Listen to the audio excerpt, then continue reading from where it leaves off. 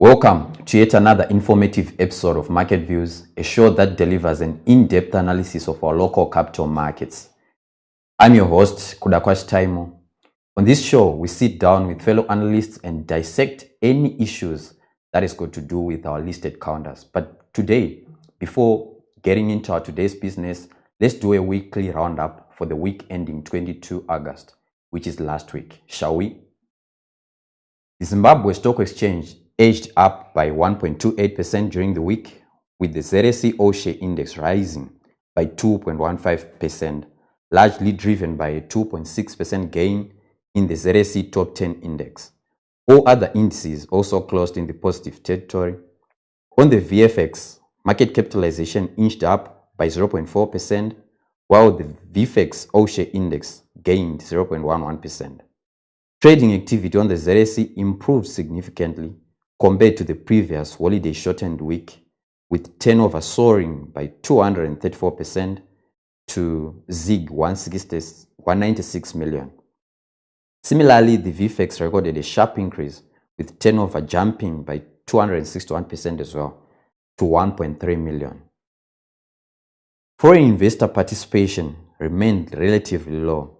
However, a notable inflow was recorded on the ZSE on Friday, which is the 22nd of August, when foreign purchases amounted to 2.5 million ZiG against 21 million ZiG in sales.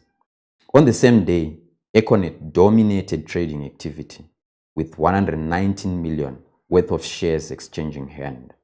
This accounted for approximately 96% of the day turnover.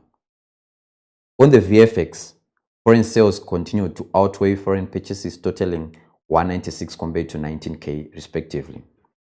Delta and Econet remains the top two most liquid counters, contributing 132 million and 50 million respectively for this week that we are reporting into. And both of these counters, they accounted for 93% of total weekly turnover. Meanwhile, on the Victoria Falls Stock Exchange, Padenga, Simbisa, and Insco emerged as the most actively traded counters, collectively making up 92% of the week's total turnover. Looking at the majors, the gainers and the shakers, 13 counters closed in the green on the Zimbabwe Stock Exchange against 13 counters in the red. Of course, the small caps and the mid caps, those are some of the counters that you can see, like Tenor, which had 85%, but both Delta and Econet had some paltry gains as well. Switching over to the Victoria Falls Stock Exchange, 5 counters closed in the green against 5 in the red. Although we see counters like African Sun and Caledonia, although they haven't contributed much in terms of turnover, but those were the major gainers there, highlighting to the issue to do with retail investor participation.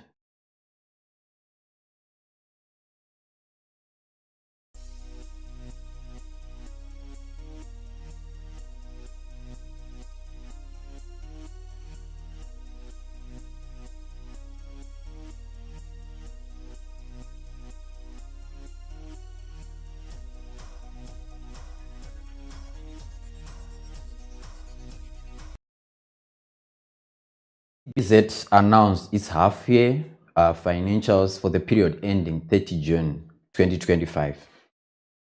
And we have also seen in the papers that CBZ is projecting to increase its loans and advances, which is lending basically, up to 500 million from the current, I think, of about 368 million USD.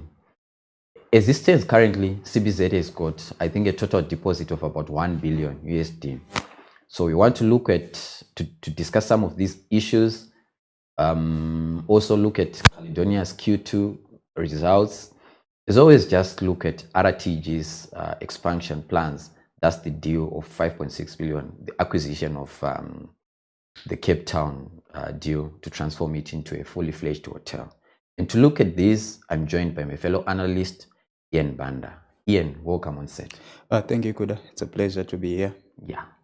It's my pleasure as well to have you joining me. So let's start by looking at CBZ. CBZ released its half-year financials. Last week, analysts attended the briefing, and we saw the chief executive communicating to us, the analysts, of their projections, how they are projecting to increase their lending appetite from the current levels of around 368 million to up to 500 million. That's in the next 12 months. So starting from there, I just want to pick your sentiments there.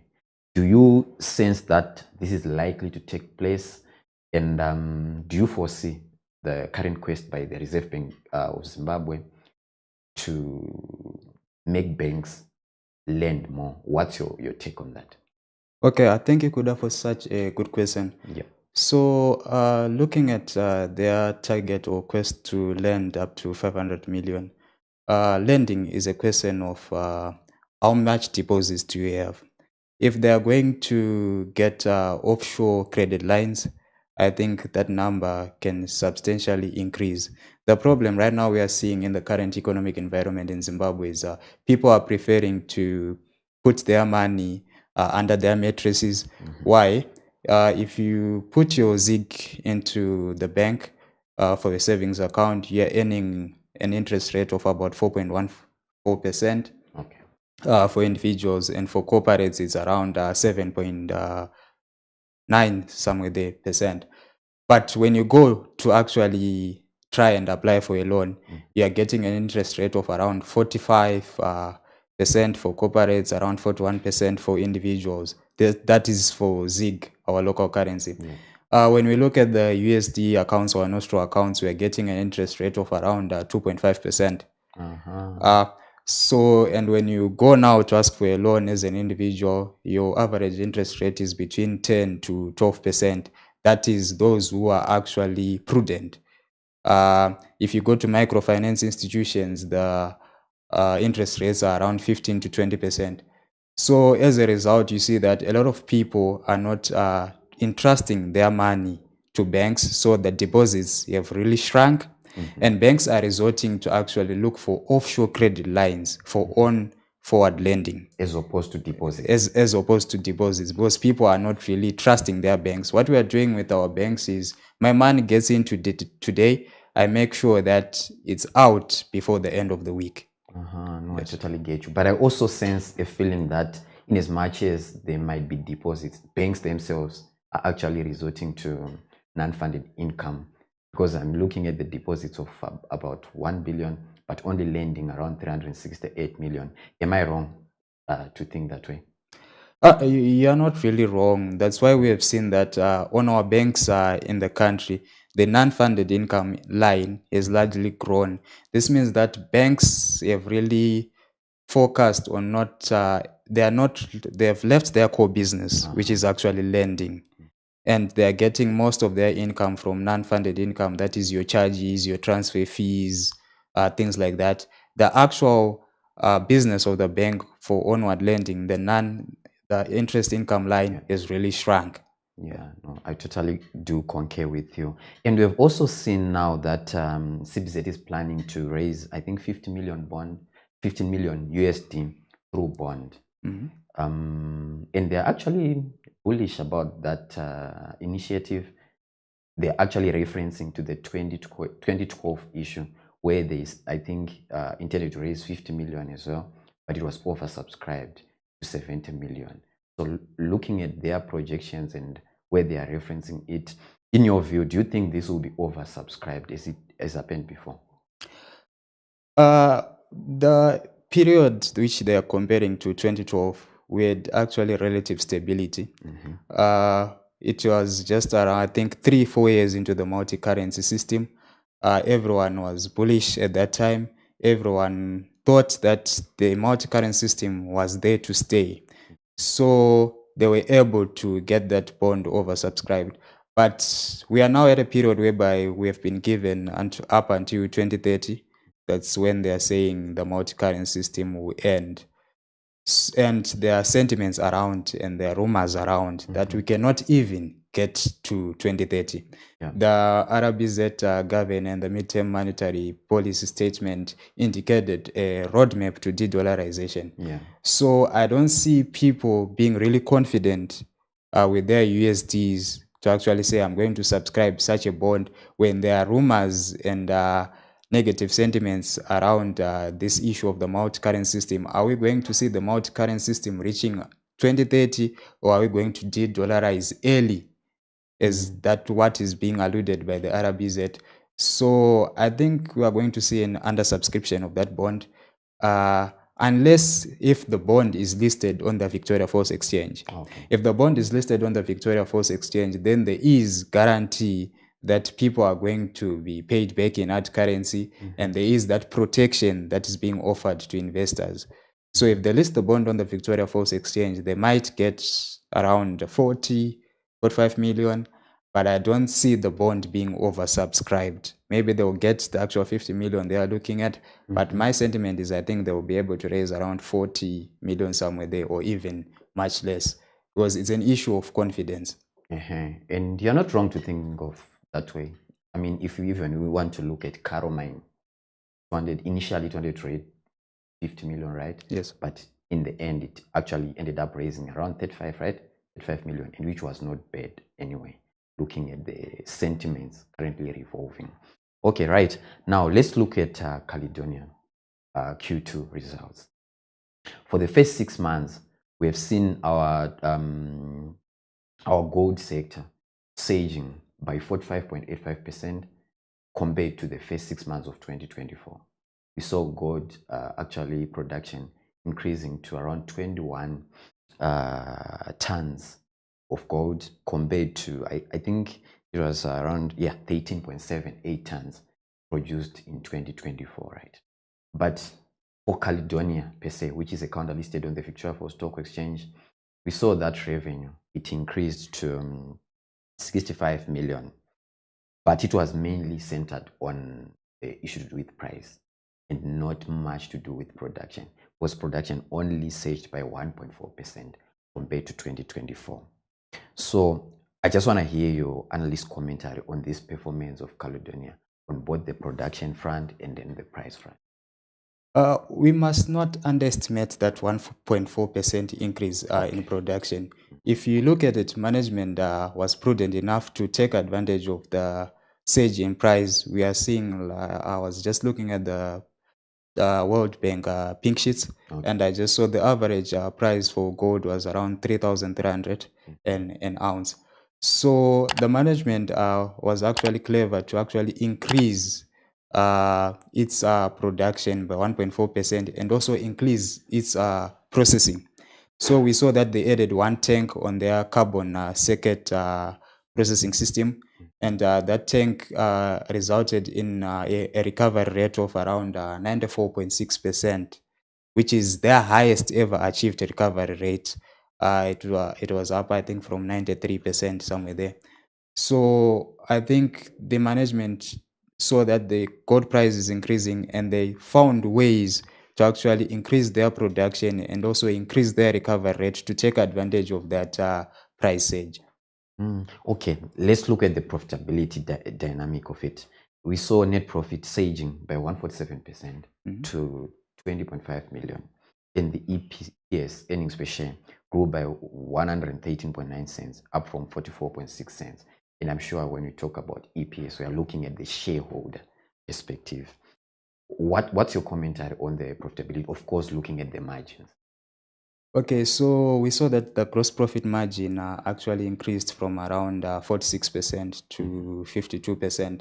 What this just generally tells us is that the company was able to increase its revenue generation and maintaining the cost line. The cost line didn't really increase that much, as we saw that the cost of production actually, not general cost, but the cost of production itself remained stable, and the company was able to increase its gross revenue, gross profit margin to actually 52%.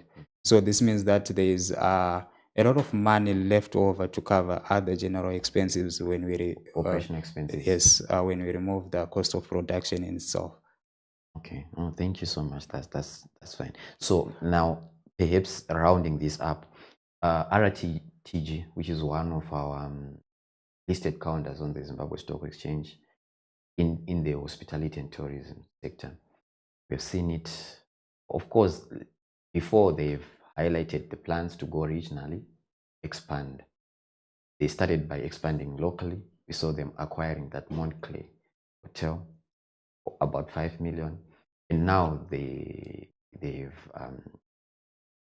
actually communicated it well that they're expanding by acquiring a property in Cape Town, right? One of the most lucrative areas. And that property is costing 98 million rands, which is equivalent to 5.6 million United States dollars. So I just want to sense your view. Do you think RTG currently stands now have a competitive advantage over some other players in the tourism and hospitality? For example, we can even look at African Sun, which is listed on the Victoria Falls Stock Exchange. Okay, before I answer that question, could I just to take you back to Caledonia? Yeah.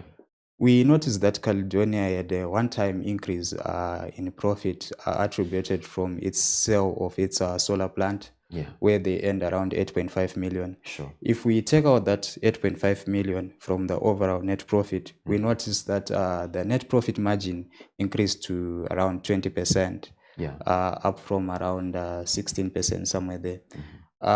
With that, so I think Caledonia is positioned to actually increase its profit despite that one-time line. I think that one-time net profit increase that was attributed to the sale of the solar mine took the net profit margin to around 30-something%.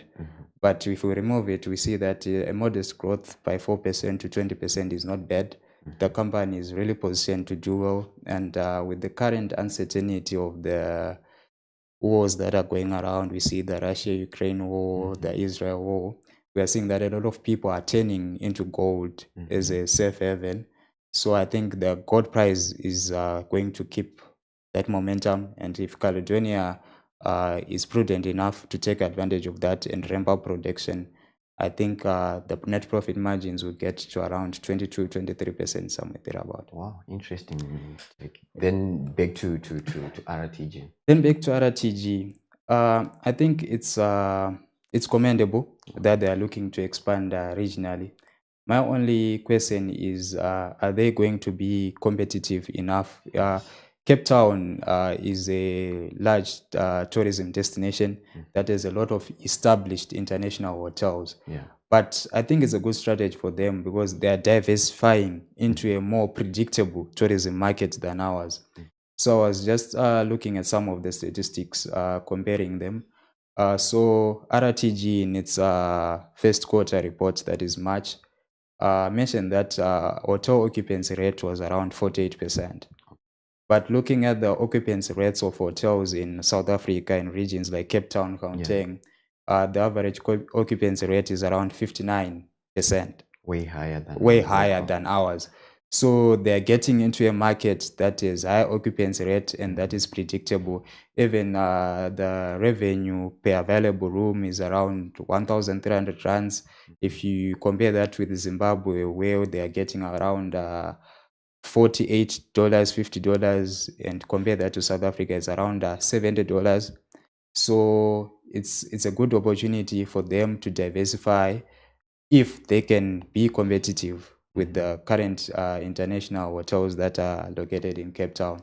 And they will have gained, I think, a competitive advantage over the likes of African Sun. Over the years, we have seen that African Sun is actually focusing internally. They have been spinning off their assets around the region and trying to remain with their core business so that they are rationalizing, whilst RTG is actually looking to expand outside and hedge itself from the uncertainty that is associated with the Zimbabwean market.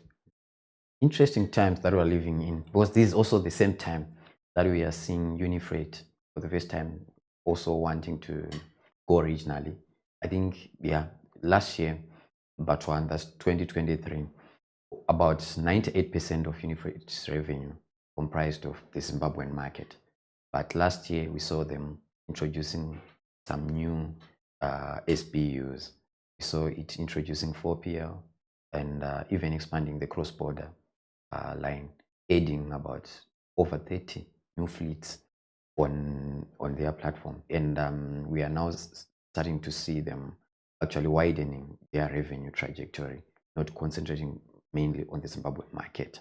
So yeah, I do agree with you, and I do share the similar sentiments that a lot of some of our local companies are going regionally, and they are better actually when you look at from the revenue perspective, even costs, right?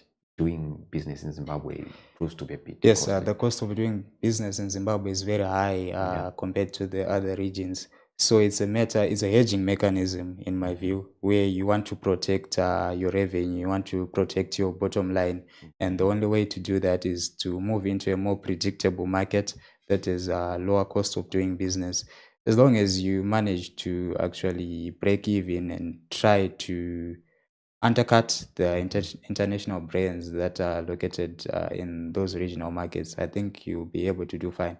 It's just that the expansion has to be done in a manner that is avoid over trading and over expansion when your balance sheet cannot sustain that. But I think RTG's balance sheet at the moment is lowly geared, and I think they're able to add that acquisition without really impacting their gearing Yeah, ratio. because I'm actually seeing that it's moving. I think, if I'm not mistaken, the gearing from around 9%, but even to around 32, if I'm not mistaken, 32%. But still, it's way low, and it's not bad. It's still in the margin of safety. Sure. Well, there you have it, dear viewers. Thank you so much for being with us. Yeah, but before we cap it off, let me just thank Ian. Thank you so much for sharing your views. I'm sure the audience have got one or two things to glean on from everything that you were sharing with us today. Thank you, Koda. It was such a pleasure. Yeah, our pleasure. So thank you, viewers, for joining us today. I'm sure you also enjoyed our episode. So please do like, subscribe, share, drop a comment if you've got anything that you want us to know. And be sure to join us on our next episode. And do take care of yourself. Enjoy the rest of your week. Bye for now.